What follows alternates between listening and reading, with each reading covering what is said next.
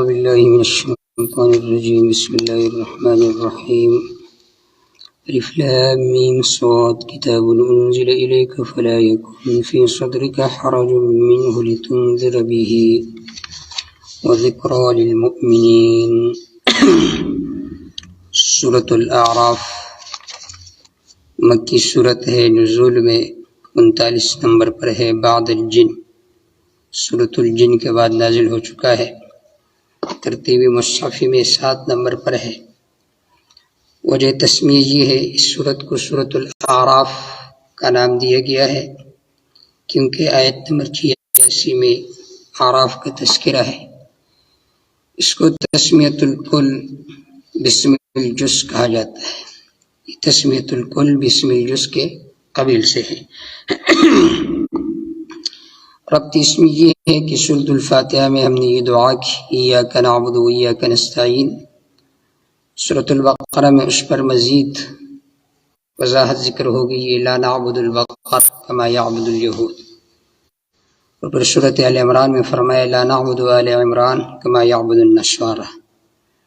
پھر سورۃ النساء میں فرمایا لأن عبادت غیر اللہ ظلم ولا نظلم قط حتى علی النساء. اور پھر سورۃ المائدہ میں اللہ نے فرمایا وَيُنزِلُ عَلَيْكُمْ مَائِدَةً مِّنَ السَّمَاءِ، اللہ تعالیٰ آسمان سے تم پر نعمتیں برسائیں گے، لیکن اس شرط کے ساتھ اس موضوع کو آپ مانو گے جو سورۃ الانعام میں ذکر ہے کہ اپنے طرف سے تحلیل و تحریم نہ کرو گے بلکہ اپنے فصلوں میں اللہ کا حصہ مقرر کرو گے اور غیر اللہ کا حصہ مقرر نہیں کرو گے. اب سورۃ الاعراف میں فرما رہے ہیں وَيُنْقِذُكُم مِّنَ الْأَعْرَافِ، اللہ تعالیٰ تمہیں اعراف سے بچائیں گے اور تمہیں جنت میں داخل فرمائیں گے. ربط معنوی کیا ہے؟ ما قبل صورت میں ترغیب الی القرآن ذکر تھا اور صورت ختم ہو گیا ترغیب الی القرآن پر. یہ صورت شروع ہے ترغیب الی القرآن پر. یا ما قبل آخر میں فرمایا وَهُوَ الَّذِي جَعَلَكُمْ خَلَائِفَ الْأَرْضِ، اللہ تعالیٰ نے تم کو زمین میں جانشین بنایا. اب اس صورت کے شروع میں اس کی تفصیل ذکر ہے کہ دیکھیے آدم علیہ السلام کو اللہ رب العزت نے زمین میں خلیفہ مقرر کیا، جانشین بنایا. یا ما قبل صورت ختم ہوا اس بات پر انہ لغفور الرحیم، بے شک اللہ بخشنے والا مہربان ہے. اس صورت میں اجابتی دعا کا نمونہ ذکر ہے. دیکھیے اللہ تعالیٰ نے حضرت آدم علیہ السلام کی دعا قبول فرمائی. یا سورۃ الانعام میں شرک اعتقادی کی تردید تھی اور ادلہ عقلیہ بعض ذکر تھے. اس صورت میں ادلہ نقلیہ کا تذکرہ ہے تفصیلاً. یا ما قبل صورت میں شرک فعلی کی تردید ذکر ہوگی اور کفار کے بعض رسوم کی تردید ذکر ہوگی. یہاں پر ایک اور رسم ہے، اس کی تردید ہے طواف البیت، طواف بالبیت عریانا. یہ لوگ بیت اللہ کا طواف کیا کرتے تھے ننگے، تو اللہ رب العزت نے ان کے اس برے رسم کی تردید فرمائی ہے. اس صورت کا دعویٰ، اس صورت میں 3 دعوے ذکر ہے. سب سے پہلا دعویٰ تسلی للنبی صلی اللہ علیہ وسلم، آپ صلی اللہ علیہ وسلم کے لیے تسلی، اور اس کا ماخذ ہے آیت نمبر 2 فَلَا يَكُنْ فِي صَدْرِكَ حَرَجٌ مِّن. دوسرا دعویٰ ہے مسئلہ توحید، اور اس پر انبیاء علیہ السلام کے واقعات ذکر ہے، مختلف انبیاء علیہ السلام کے واقعات. آیت نمبر 29 میں اس کا تذکر ہے قُلْ أَمَرَ رَبِّي بِالْقِسْطِ ای بالتوحید. اور تیسرا مسئلہ ہے اتباع کرو ما انزل کا، قرآن و حدیث کی تابعداری کرو، اتبعوا ما انزل الیکم من ربکم. اس صورت میں ان 3 مسئلوں پر واقعات مذکور ہے اعلیٰ طریق لفظ نشر غیر مرتب. اول مسئلے پر کہ فلا یکن فی صدرک حرج منہ، قرآن و حدیث کے بیان کرنے سے آپ تنگ دل نہ ہو. اس پر سب سے آخر میں موسیٰ علیہ السلام کا واقعہ ذکر ہے کہ دیکھیے موسیٰ علیہ السلام پر کتنی مصیبتیں آئی، کبھی اپنی قوم کی طرف سے کبھی غیروں کی طرف سے، لیکن انہوں نے دل کو تنگ نہیں کیا اور مسئلے کو وہ بیان کرتے رہے.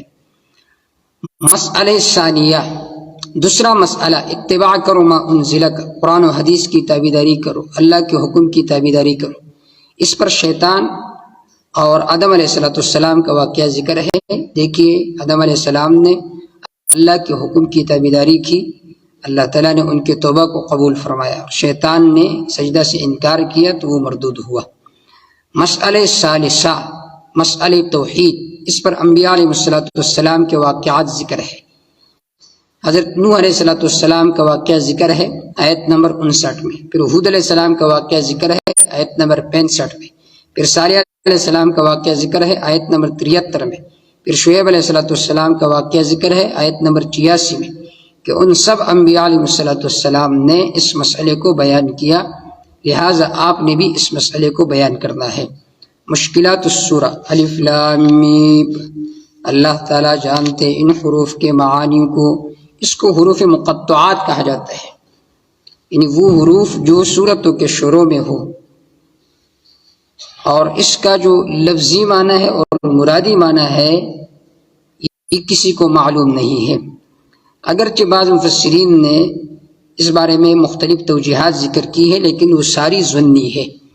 علامہ ابو اللیث سمرقندی رحمہ اللہ اس کا معنی یوں بیان کرتے ہیں، الف لام میم صاد انا اللہ اعلم من افضل، کہ میں جانتا ہوں اس کو جس کو میں فضیلت دیتا ہوں، جس کو میں پسند کرتا ہوں، میں اس شخص کو جانتا ہوں۔ یا بعض علماء فرماتے یہ مخفف ہے علم نشرح سے، اور بعض فرماتے کہ اس میں تسلی ہے نبی صلی اللہ علیہ وسلم کے لیے، ابجد کے لیے سے الف لام میم صاد۔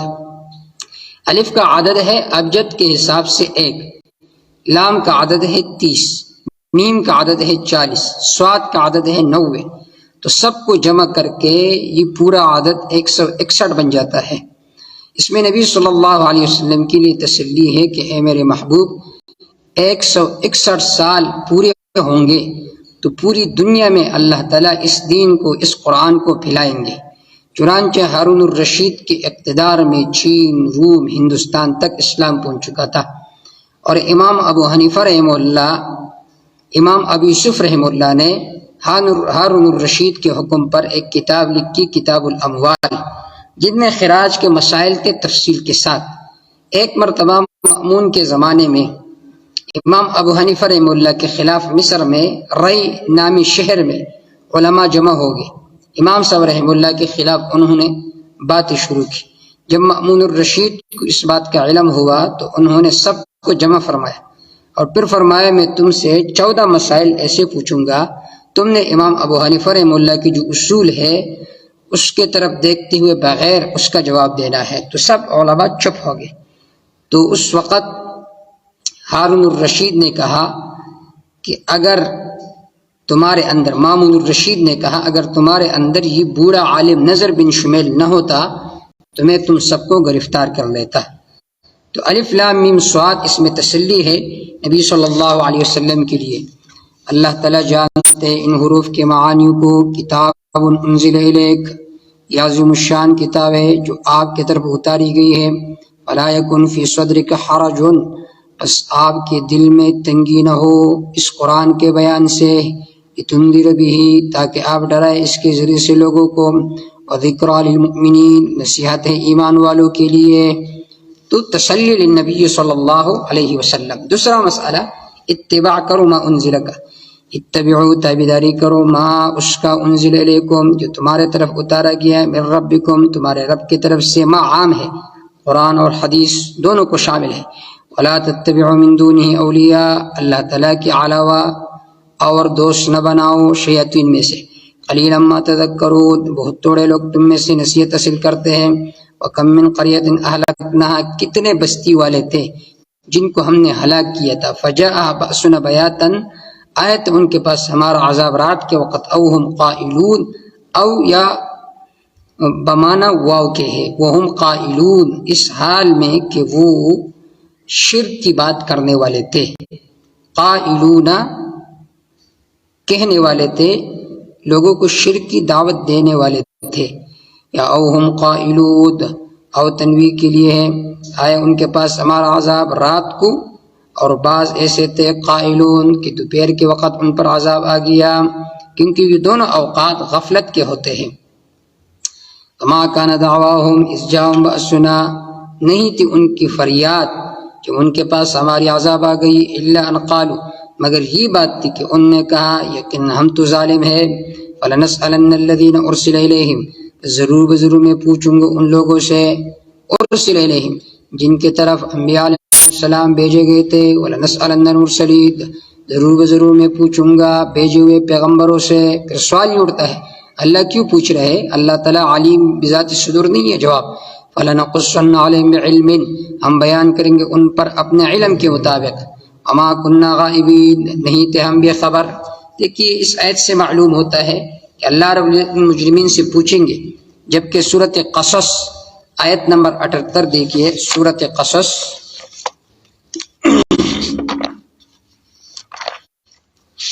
سورۃ قصص آیت نمبر 78 میں ہے کہ قیامت کے دن کسی مجرم کے گناہ کے بارے میں سوال نہیں کیا جائے گا۔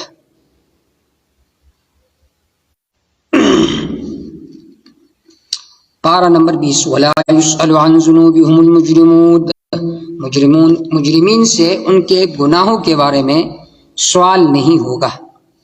اسی طرح سورۃ المؤمنون آیت نمبر 101، سورۃ المؤمنون آیت نمبر 101،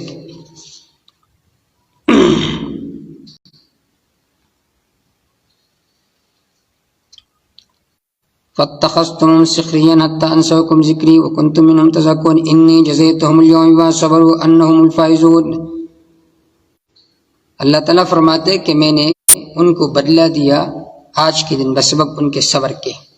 فَاتَّخَذْتُمُوهُمْ سِخْرِيًّا، اللہ تعالیٰ نے خود فرمایا کہ تم نے ان کو ٹھٹر اور مذاق بنایا، تو اللہ تعالیٰ نے ان سے کوئی سوال نہیں کیا۔ اسی طرح سورۃ رحمان آیت نمبر 39، سورۃ رحمان آیت نمبر 39،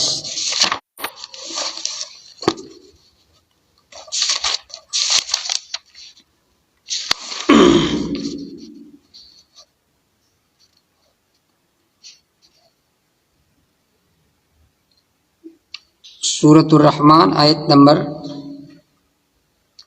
39، فیہما عینان تجریات، اس سے پہلے ہذہ جہنم التی فیومئذ لا یسأل عن ذنبہ انس ولا جات، فیومئذ، بس اس دن لا یسأل عن ذنبہ انس ولا جان، انس اور جنس سے ان کے گناہ کے بارے میں سوال نہیں ہوگا۔ تو بعض آیت سے ثابت ہوتے کہ سوال ہوگا، بعض آیت سے ثابت ہوتا ہے کہ سوال نہیں ہوگا۔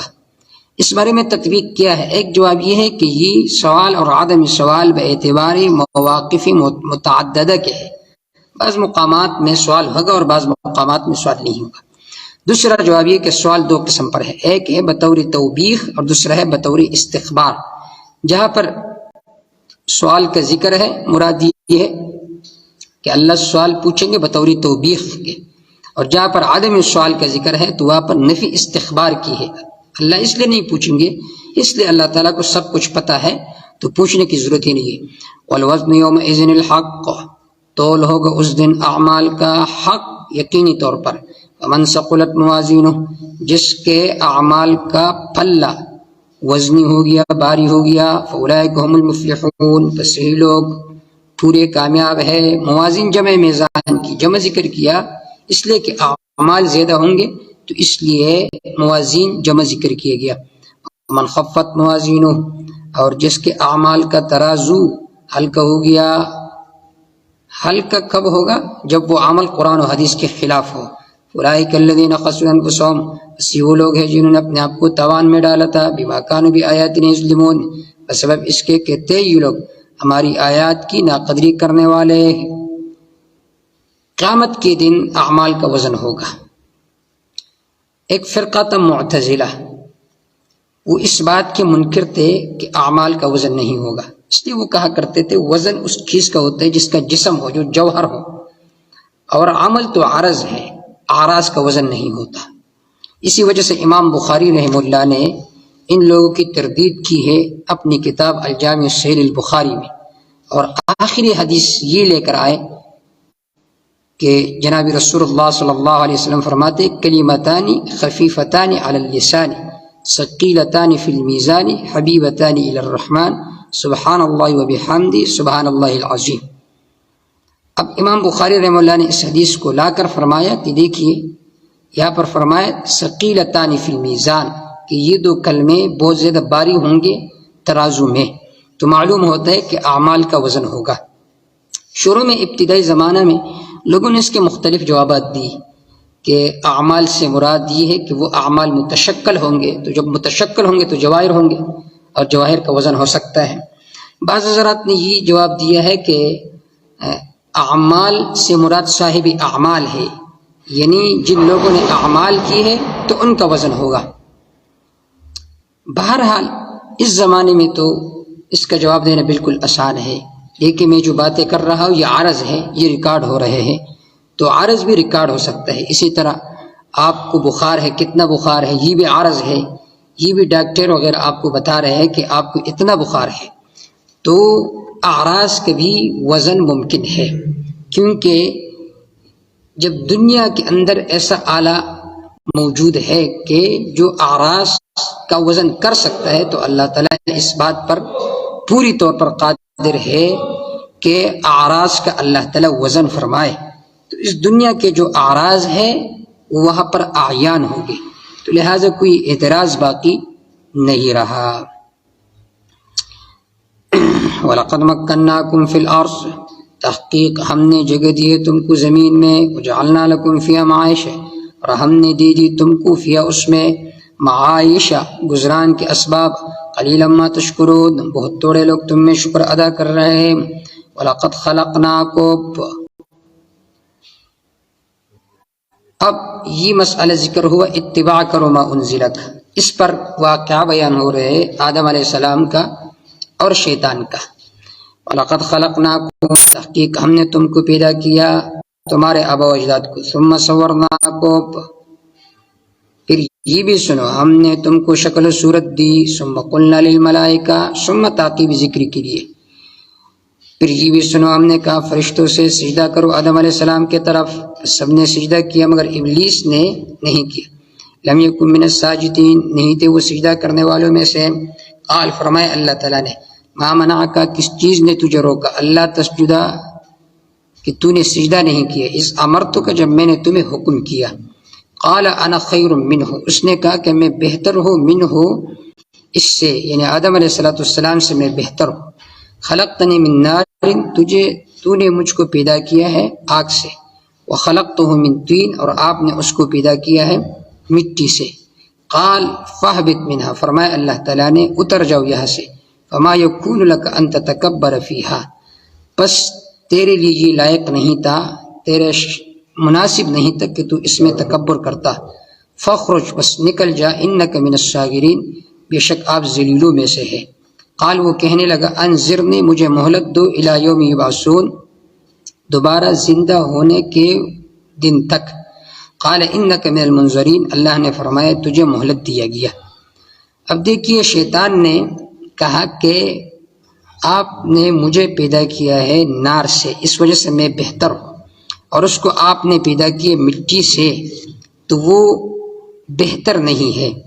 خطیب شربینی فرماتے ہیں کہ اول من قاس فی مقابلۃ النص فو ابلیس، نص کے مقابلے میں سب سے پہلے قیاس کرنے والا وہ ابلیس تھا، کہ جب اللہ کی طرف سے حکم ہوا سجدہ کرو تو پھر قیاس آرائی کی کوئی ضرورت نہیں تھی، اس کو چاہیے تھا کہ وہ سجدہ کرتے، لیکن اس نے قیاس آرائی شروع کی۔ تو نص کے مقابلے میں قیاس کرنا اور اپنے عقل کو پیش کرنا، عقلیات کو پیش کرنا، یہ ابلیس کا کام ہے۔ بعض حضرت اس کو پیش کر رہے امام اعظم ابو حنیفہ رحمہ اللہ کے خلاف میں۔ امام اعظم ابو حنیفہ رحمہ اللہ نے قرآن و حدیث کے مقابلے میں اپنی عقل کو ترجیح دی ہے، لیکن ان کے یہ اعتراض احمقانہ ہے۔ امام اعظم ابو حنیفہ رحمہ اللہ کا اصل یہ ہے، وہ فرماتے ہیں کہ جب قرآن مجید کا نص آ جائے تو اس کے مقابلے میں جتنی چیزیں ہیں ان کا درجہ ثانوی ہے، اور نص کو ترجیح ہوگی، قرآن کو ترجیح ہوگی، اور جو عقلیات ہے اس کا درجہ ثانوی درجہ ہے۔ اور بدائع الفوائد میں علامہ ابن قیم رحمہ اللہ نے 33 وجوہ ذکر فرمائے ہیں اس بات پر کہ مٹی بہتر ہے اور آگ بہتر نہیں ہے۔ ایک وجہ یہ کہ آگ کے مزاج میں فساد ہے جبکہ زمین کے مزاج میں آبادی ہے۔ دوسری وجہ یہ ہے کہ نار میں شدت ہے اور تراب میں مٹی میں سکون اور آرام ہے۔ تیسری وجہ یہ کہ تراب مٹی ضروری ہے ہر انسان کے لیے جبکہ آگ ہر انسان کے لیے ضروری نہیں ہے۔ ایک اور وجہ یہ ہے کہ آگ اپنے وجود میں دوسری اشیاء کی طرف محتاج ہوتا ہے جبکہ زمین اس طرح نہیں، وہ اپنے وجود میں کسی غیر کی طرف محتاج نہیں ہوتا۔ آخری وجہ یہ ہے کہ جب آپ مٹی میں کوئی چیز ڈال دو تو اس سے اور دانے بن جاتے ہیں، جبکہ آگ میں اگر آپ کسی چیز کو ڈال دو تو اس وجہ سے وہ چیز جل جاتا ہے۔ تو اس سے معلوم ہوا کہ تکبر ہمیشہ وہ آدمی کرتا ہے کہ جو ذلیل ہو، جو کمزور ہو۔ قال فاہبط منها قال فبما اغویتنی، شیطان نے کہا بسبب اس کے کہ اغویتنی، تو نے مجھے پریشان کیا۔ اغویتنی کا معنی ہے گمراہ کرنا، لیکن یہاں پر گمراہی کا معنی ٹھیک نہیں ہے۔ اغویتنی کا معنی یہ ہے کہ تو نے میری زندگی کو تنگ کیا، تو نے میری زندگی کو حیران و پریشان کیا۔ جیسے کہ عرب کہتے ہیں غور رجل اذا فسد عیش، جب اس پر زندگی تنگ ہو جاتی ہے تو عرب کہتے ہیں غور رجل۔ لاقدن لهم صراطک المستقیم، ضرور میں بیٹھوں گا ان کے لیے آپ کی سیدھے راہ میں، پھر آؤں گا ان کے پاس، ان کے سامنے سے، ان کے پیچھے سے، ان کے دائیں طرف سے، ان کے بائیں طرف سے، نہیں پاؤ گے ان میں سے اکثر لوگوں کو شکر کرنے والے۔ اور میں اللہ تعالیٰ نے نکل جاؤ یہاں سے مذموماً ذلیل ہو کر، مدحورا دھتکارا ہوا، لمن تبعک منہم، البتہ جو تابعداری کرے گا ان میں سے، لأملأن جہنم منکم اجمعین، ضرور میں تم سب سے جہنم کو بھر دوں گا۔ ویا آدم، اے آدم، اسکن انتا، آپ رہو یہاں، وزوجک، آپ کی بیوی، الجنہ، اس باغ میں، فکلا، پس کھاؤ، من حیث شئتما، جہاں کی تم چاہو، ولا تقربا هذه الشجرہ، قریب نہ ہو جاؤ اس درخت کے، قریب نہ ہو جاؤ اس درخت کے، فتکونا من الظالمین، پس ہو جاؤ گے تم کمی کرنے والوں میں سے، اپنے لیے نعمتوں کو کم کر لو گے۔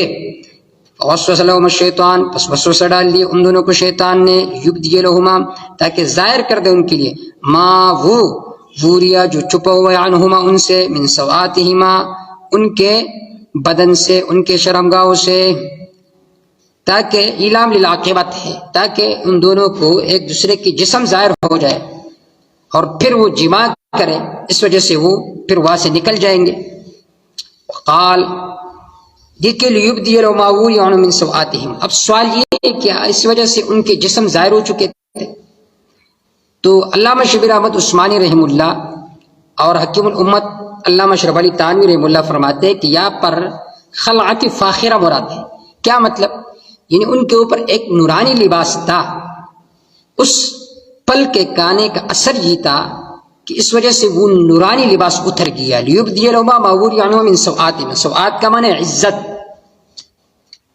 جب آدمی سے، جب کسی پولیس والے سے آپ اردو اتار دیں تو آپ کیا کہتے ہو؟ اس سے اردو اتار دی گئی ہے، تو مطلب ہے خلعت فاخرہ، جیسا کہ آگے آئے گا، وطفقا یخصفان علیہما من ورق الجنہ، وہ شروع گئے کہ جو جنت کے پتے تھے وہ چپکنے لگے، چپکانے لگے اپنے جسم پر، کہ ہم دنیا جا رہے ہیں تاکہ یہ نورانی لباس کے ایک حصہ ہم دنیا میں لے کر جائیں۔ ایک قول یہ ہے نورانی لباس اس سے اتار دیا گیا۔ دوسرا قول یہ ہے جو جمہور علماء کا ہے کہ اس سے مراد یہ کہ ان کے بدن ظاہر ہو گئے، لیکن وہ بدن خود ان کو ایک دوسرے کو ان کے بدن نظر آنے لگے، غیر کو نظر نہیں آنے لگے۔ دیکھیے میاں بیوی اگر ایک دوسرے کو جسم کو دیکھے تو انہوں نے کون سی قباحت دیکھ سکتے ہیں۔ شوہر کے لیے اپنی بیوی سے جسم سے فائدہ اٹھانا جائز ہے، ان کو دیکھنا بھی جائز ہے۔ اگر وہ ایک دوسرے کے سامنے ننگے ہو جائے تو اس میں کوئی گناہ نہیں ہے۔ شرم یہ کہ غیر کے سامنے آدمی ننگا ہو جائے تو ان کو ان کے بدن ظاہر ہو گئے، لا غیرہما، غیر کو ظاہر نہیں ہوئے۔ وقال ما نهاكما ربكما، فرمایا اللہ تعالیٰ نے، وقال کہنے لگا ابلیس، ما نهاكما ربكما عن هذه الشجرة، اس درخت سے تمہارے رب نے تمہیں نہیں روکا ہے مگر اس لیے کہ ہو جاؤ گے تم ہمیشہ، ہو جاؤ گے تم فرشتے، اور تکونا من الخالدین، یا ہو جاؤ گے تم ہمیشہ رہنے والے۔ قاسمہما قسمیں کئی شیطان ان دونوں کو انی لکما لمن الناسین یقین میں تم دونوں کے لیے خیرخواہوں میں سے ہو. اب سوال یہ جب اللہ نے منع فرمایا پھر کیوں آدم علیہ السلام اس درخت کے قریب ہو گئے؟ جواب یہ ہے یا تو ان کا خیال یہ تھا یہ نہیں تنزیہی ہے اس وجہ سے اس کے قریب چلے گئے. دوسرا جواب یہ ہے کہ حضرت آدم علیہ السلام بھول گئے تھے جیسا کہ سورۃ طٰہٰ میں آئے گا فنسی آدم ولم نجد له عزما. جب بھول گئے تو اعتراض وارد نہیں ہوتا. آدم علیہ السلام کو کیوں نکالا گیا؟ شجر کے عقل کی وجہ سے نہیں بلکہ یہ اللہ کی طرف سے یہ بات پہلے سے لکھ دی گئی تھی. یہ ان کے لیے ایک ظاہری سبب تھا. جیسا کہ آپ بچے کو دودھ سے چڑھا رہے ہو تو ان کے ساتھ تو ظلم نہیں کر رہے ہو بلکہ ان کے لیے اس میں فائدہ ہے کہ دنیاوی غذا سے بھی فائدہ لو. آپ کے جسم کے لیے دنیاوی غذا بھی ضروری ہے تو اللہ نے ان کو نکالا کہ جاؤ دنیا میں دنیاوی غذا بھی کھاؤ. فَدَلَّاهُمَا بِغُرُورٍ پس اتار دیا ان دونوں کو دھوکے کے ساتھ. فَلَمَّا ذَاقَا الشَّجَرَةَ جب ان دونوں نے اس درخت کو چکھ لیا ظاہر ہو گئے ان کے لیے سواتہما ان کے بدن غیر کے لیے نہیں. وَطَفِقَا شروع ہو گئے وہ چپکانے لگے اپنے جسم پر جنت کے پتے. آواز دی ان کو ان کے رب نے آیا میں نے تمہیں نہیں روکا تھا اس درخت سے میں نے تمہیں نہیں کہا تھا یقیناً شیطان تمہارے لیے واضح دشمن ہے. قال وہ دونوں کہنے لگا ربنا اے ہمارے رب ظلمنا انفسنا ہم نے اپنے نفسوں پر ظلم کیے وان لم تغفر لنا اگر آپ نے ہمیں معاف نہیں فرمایا وترحمنا ہم پر رحم نہیں کی لنکونن من الخاسرین ہو جائیں گے ہم خسارہ اٹھانے والوں میں سے. قال فرمایا اللہ تعالیٰ نے اہبطوا جاؤ بعضکم لبعض عدو تمہارے بعض کے لیے دشمن ہوں گے. ولکم فی الارض مستقر تمہارے لیے زمین میں مستقر ٹھہرنے کی جگہ ہے ومتاع فائدہ اٹھانا ہے الہین ایک وقت تک. قال فرمایا اللہ تعالیٰ نے فیہا تحیون تم اس زمین میں زندگی گزارو گے وفیہا تموتون یا پر مرو گے ومنہا تخرجون یا سے نکالے جاؤ گے. یا بنی آدم اے آدم علیہ السلام کی اولاد قد انزلنا علیکم لباسا تحقیق ہم نے اتار دیے تم پر لباس. اتار دے یعنی اس کے اسباب پیدا کیے وما خلقنا ہم نے پیدا کیے تمہارے لباس پیدا کیے یواری سواتکم تاکہ تمہارے بدنوں کو چھپائے تمہارے جسم کو چھپائے. ورشا زینت کا سبب ولباس التقوی ذالک خیر پرہیزگاری کا لباس بہت زیادہ بہتر ہے. ذالک من آیات اللہ یہ لباس اللہ کی نشانیوں میں سے اللہ کے نعمتوں میں سے لعلہم یذکرون تاکہ یہ لوگ سبق حاصل کریں نصیحت حاصل کریں. یا بنی آدم اے آدم علیہ السلام کے اولاد لا یفتننکم الشیطان شیطان تمہیں فتنے میں نہ ڈالے کما اخرج ابویکم من الجنہ اس طرح نکالا تھا ابویکم تمہارے ماں باپ کو من الجنت جنت سے ینزع عنہما لباسہما نکال رہا تھا ان دونوں سے ان کے لباس لیریہما سواتہما تاکہ دکھائے ان دونوں کو سوآتہما ان کے بدن یا ان کے عزت. انہو یراکم ہوا وقبیلو یقیناً یہ شیطان تمہیں دیکھتا ہے اور اس کا قبیلہ وقبیلہ اس کا لشکر من حیث لا ترونہم جہاں سے تم انہیں نہیں دیکھ سکتے ہو. انا جعلنا الشیاطین اولیاء للذین لا یؤمنون ہم نے شیاطین کو ان لوگوں کا دوست بنائے جو ایمان نہیں لاتے. وَإِذَا فَعَلُوا فَاحِشَةً جب یہ لوگ بے حیائی وَإِذَا فَعَلُوا جب یہ لوگ کرتے ہیں فَاحِشَةً کوئی بے حیائی کہتے ہیں ہم نے اس پر اپنے آبا و اجداد کو پایا اللہ نے ہمیں حکم کیا جھوٹ بولتے ہیں. قل کہہ دیجئے میرے پیغمبر اللہ تعالیٰ حکم نہیں دیتے بے حیائی کے ساتھ. آیا تم اللہ تعالیٰ پر جھوٹ گڑتے ہو ما لا تعلمون آیا تم گڑتے ہو اللہ تعالیٰ پر وہ باتیں جو تم جانتے نہیں ہوں.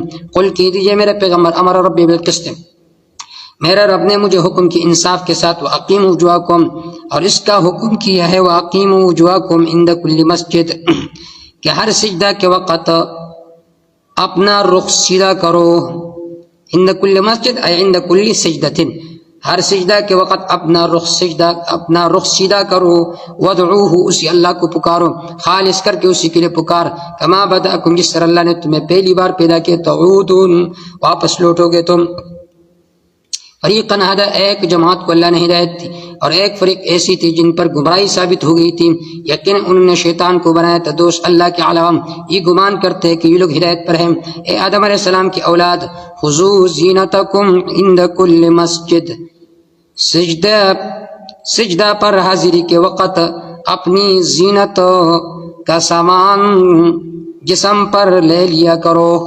یا بنی آدم آدم علیہ السلام کے اولاد خضو لے لیا کرو زینتکم اپنی زینت کے اسباب عند کل مسجد ہر سجدہ کے وقت زینت والا لباس اختیار کرو. کاؤ پیو ولا تسرفوا اسراف نہ کرو شرک نہ کرو. یقیناً اللہ تعالیٰ محبت نہیں کرتے اسراف کرنے والوں کے ساتھ. قل کہہ دیجیے میرے پیغمبر من حرم کس نے حرام کیا زینت اللہ اللہ کی زینت وہ زینت جو نکالے اللہ تعالیٰ اپنے بندوں کے لیے اور پاک من الرزق پاک رزق کو کس نے حرام کیا ہے.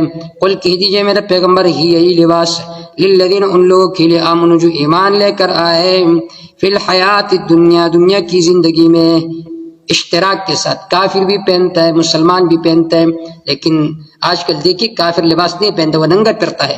خالصۃ یوم القیامہ خالص ہوگا قیامت کے دن صرف ایمان والوں کے لباس کافر ننگے ہوں گے. کذالک نفصل الآیات اس طرح ہم تفصیل کے ساتھ بیان کرتے احکام اور دلائل لقوم یعلمون قوم کے لیے جو جانتی ہے. قل کہہ دیجیے میرے پیغمبر انما حرم ربی الفواحش یقیناً میرے رب نے بے حیائی کو حرام کیا ما ظہر منہا جو ظاہر ہے اس میں سے وما بطن جو چھپے ہوئے والاثم گناہ والبغی سرکشی بغیر الحق کے نامناسب طور پر وان تشرکوا باللہ اللہ نے یہ بھی حرام کیا کہ اللہ کے ساتھ کسی کو حصہ دار بناؤ ما اس کو لم ينزل به سلطانہ جس کے معبودیت پر اللہ تعالیٰ نے کوئی دلیل نہیں اتاری ہے. وان تقولوا علی اللہ ما لا تعلمون اللہ نے حرام کیا کہ تم اللہ پر وہ باتیں کہو جن کو تم جانتے نہیں ہو. وَلِكُلِّ أُمَّةٍ أَجَلٌ إِذَا جَاءَ أَجَلُهُمْ فَلَا يَسْتَأْخِرُونَ سَاعَةً وَلَا يَسْتَقْدِمُونَ. اللہ قُلْ إِنَّمَا حَرَّمَ رَبِّيَ الْفَوَاحِشَ مَا ظَهَرَ مِنْهَا وَمَا بَطَنَ. اس آیت میں انسان کی تکمیل کے لیے 4 باتیں ہیں. نمبر 1 اپنے آپ کو بے حیائی سے بچاؤ. قُلْ إِنَّمَا حَرَّمَ رَبِّيَ الْفَوَاحِشَ.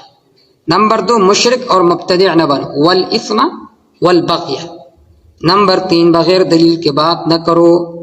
وان تشرکوا باللہ ما لم ينزل به علیکم سلطانہ. جب آپ ان چیزوں سے بچو گے تو اس کے بدلے اللہ تعالیٰ تمہیں 4 خصلتیں عطا فرمائیں گے. نمبر 1 عفت اور پاک دامنی تمہیں حاصل ہوگی. نمبر 2 موحد اور متبع سنت بنو گے. نمبر 3 شجاعت تمہیں حاصل ہوگی کیونکہ جو بغیر دلیل بات نہیں کرتا وہ شجاع ہوتا ہے. اور نمبر 4 آپ عالم بن جاؤ گے. آپ عالم بن جاؤ گے. وَلِكُلِّ أُمَّةٍ أَجَلٌ ہر ایک امت کے لیے اجل ایک میعاد مقرر ہے. فِإِذَا جَاءَ أَجَلُهُمْ جب ایک مقرر وقت آ جاتی ہے ان کا لَا يَسْتَأْخِرُونَ السَّاعَةَ تو ایک ساتھ ایک لمحہ وہ پیچھے ہوتے نہ آگے ہوتا ہے نہ پیچھے ہوتے نہ آگے ہوتے. یہ اللہ نے بطوری محاورہ کی ذکر کی. جیسا کہ کہا جاتا ہے کہ جب بھی میں بات کر لیتا تو پھر اس میں آگے پیچھے نہیں ہوتا. تو فَإِذَا جَاءَ أَجَلُهُمْ لَا يَسْتَأْخِرُونَ پیچھے ہوتا ہے اور نہ آگے ہوتا ہے کہ تمہیں تھوڑا سا مہلت دیا جائے. اور نہ پیچھے ہوتے. پیچھے تو جانا ممکن ہی نہیں ہے لیکن یہ بطور محاورہ کے استعمال کیا گیا. اس کے علاوہ اور بھی اس کی بہت ساری توجیحات ہیں. یا بنی آدم یا آدم علیہ السلام کی اولاد اما یاتینکم رسول منکم اگر آ جائے تمہارے پاس کئی رسول منکم تمہارے جنس میں سے یقصون علیکم آیات جو بیان کرتے ہیں تمہارے اوپر آیات میری آیات فمن اتقا بس جس نے اپنے آپ کو بچایا مخالفت سے اور گناہ سے واصلح اپنے عمل کو درست کیا فلا خوف علیہم نہ ان پر خوف ہوگا آئندہ زمانے میں ولا هم يحزنون نہ وہ غمگین ہوں گے. تخویف والذین کذبوا بآیاتنا وہ لوگ جن نے ہماری آیات کو جھٹلایا واستکبروا عنها اور تکبر کیا تکبر کے ساتھ ان سے منہ موڑا. اولئک اصحاب النار یہی لوگ آگ کے باسی ہے. ہم فیہا خالدون یہ لوگ اس آگ میں ہمیشہ رہیں گے. فمن اظلم کون ہے سب سے بڑا ظالم اس سے جو گڑتا ہے اللہ تعالیٰ پر جھوٹ او کذب بآیاتی یا اللہ تعالیٰ کی آیات کو جھٹلاتا ہے. اولئک ینالہم نصیب من الکتاب یہ جو لوگ ہیں ینالہم پہنچے گا ان کو نصیبہم ان کا لکھا ہوا حصہ نصیب من الکتاب ان کا حصہ لکھا ہوا حصہ ان کو پہنچتا رہے گا. یعنی جو عذاب ان کے لیے مقرر ہے وہ ان کو پہنچ کر رہے گا. حتی اذا جاءتم رسلنا یہاں تک کہ آج ان کے پاس ہمارے بھیجے ہوئے فرشتے یتوفونہم جو ان سے روح لیتی ہے تو وہ فرشتے ان سے کہیں گے اینما کنتم کہاں تھے تم اینما کنتم تدعون، کہا ہے وہ جن کو تم پکارتے تھے اللہ کے علاوہ. وہ جواب میں کہیں گے وہ سب ضلوا عنا، ہم گم کر چکے ہیں، غائب ہو گئے ہم سے. وشہدوا علی انفسہم، وہ اپنے نفسوں کے خلاف گواہی دیں گے، انہم کانوا کافرین، کہ یقیناً یہ لوگ کیا تھے؟ کافر تھے. قال فرمائیں گے اللہ تعالیٰ ادخلوا، داخل ہو جاؤ، فی امم، ان جماعتوں کے ساتھ، قد خلت، جو گزر چکی ہے، من قبلکم، تم سے پہلے، جنوں میں سے، انسوں میں سے، آگ میں. کلما دخلت امہ، جب داخل ہو جائے گی ایک جماعت، لعنت اختہا، تو وہ لعنت بھیجے گی اپنی ہم مثلوں پر، حتی اذا ادارکوا فیہا جمیعا، یہاں تک کہ وہ سارے اس میں اکٹھا ہو جائیں گے. قالت اخراہم، کہیں گے پچھلے، یعنی مرید کہیں گے اولاہم، پہلو والوں کے بارے میں، پیروں کے بارے میں، ربنا، اے ہمارے رب، یہ تھے وہ لوگ جنہوں نے ہم کو گمراہ کیا تھا. فآتہم عذابا ضعفا من النار، بس آپ انہیں دگنا عذاب دے. اللہ تعالیٰ فرمائیں گے ہر ایک کے لیے دگنا عذاب ہے، لیکن تم جانتے نہیں تھے. وقالت اولاہم، کہیں گے پیر اپنے مریدوں کے بارے میں، فما کان لکم علینا من فضل، نہیں ہے تمہارے لیے ہمارے اوپر، من فضل، کوئی مرتبہ، کوئی فوقیت. فذوقوا العذاب، بس چکو تم عذاب، بما کنتم تکسبون، بسبب ان اعمال کے جو تم کرتے تھے. ان الذین کذبوا بآیاتنا، لیکن وہ لوگ جنہوں نے ہماری آیات کو جھٹلایا، واستکبروا عنہا، اور تکبر سے منہ موڑا اس سے، لا تفتح لهم ابواب السماء، ان کے لیے آسمان کے دروازے نہیں کھولے جائیں گے. ولا يدخلون الجنہ، نہیں یہ لوگ جنت میں داخل ہوں گے. حتی یلج الجمل فی سم الخیاط، جب تک اونٹ سوئی کے ناکے میں داخل نہ ہو. حتی یلج الجمل فی سم الخیاط کا معنی یہ ہے کہ جب اس وقت تک یہ لوگ جہنم میں رہیں گے جب تک اونٹ سوئی کے ناکے میں داخل نہ ہو. یہ تعلق بالمحال ہے، یعنی جب ایک سوئی اپنے صورتی قضائے میں ہو تو اس کا جو ناکا ہے یہ تو بہت زیادہ چھوٹا ہوتا ہے، اس میں یہ اونٹ داخل نہیں ہو سکتا. تو مطلب یہ ہے کہ یہ لوگ جنت میں بھی داخل نہیں ہو سکتے، تعلق بالمحال ہے. بعض حضرات نے فرمایا حتی یلج الجمل فی سم الخیاط، اس سے مراد یعنی کشتیوں کو جن رسیوں کے ذریعے سے باندھا جاتا ہے وہ مراد ہے کہ حتی یلج الجمل، یہاں تک کہ داخل جو یہ رسی فی سم الخیاط، سوئی کے ناکے میں، وہ رسی اس میں داخل نہیں ہو سکتی، اسی طرح یہ لوگ جنت میں بھی داخل نہیں ہو سکتے. وکذالک نجزی الظالمین، اسی طرح ہم بدلہ دیں گے المجرمین، مجرموں کو.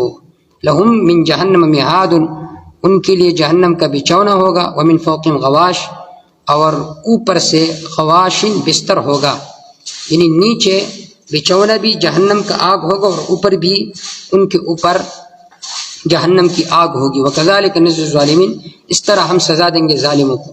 والذین آمنوا، وہ لوگ جو ایمان لے آئے، وعملوا الصالحات، عمل کرتے رہے نیک. لا نکلف نفسا الا وسعها، ہم کسی شخص کو طاقت سے زیادہ احکام کا مکلف نہیں بناتے. اولئک اصحاب الجنہ، یہ لوگ جنت کے باسی، ہم فیہا خالدون، یہ لوگ اس میں ہمیشہ رہیں گے. ونزعنا ما فی صدورہم من غل، اور ان کے دلوں میں جو رنجش ہے ہم اس کو نکال کر باہر کر لیں گے. تجری من تحتہم الانہار، بہتی ہوئی ان کے نیچے سے نہریں. کہیں گے یہ لوگ الحمدللہ الذی ہدانا لہذا، شکر ہے اس ذات کے جس نے ہمیں یہاں تک پہنچایا، ہم خود یہاں پر نہیں پہنچ سکتے تھے اگر اللہ تعالی ہمیں ہدایت نہ دیتے. تحقیق آ چکے تھے ہمارے رب کے قاصد حق کے ساتھ. ونودو، اور انہیں آواز دی جائے گی، ان تلکم الجنہ، کہ یہ جنت ہے جو تمہیں وراثت میں دیا گیا، بما کنتم تعملون، بسبب ان اعمال کے جو تم کیا کرتے تھے.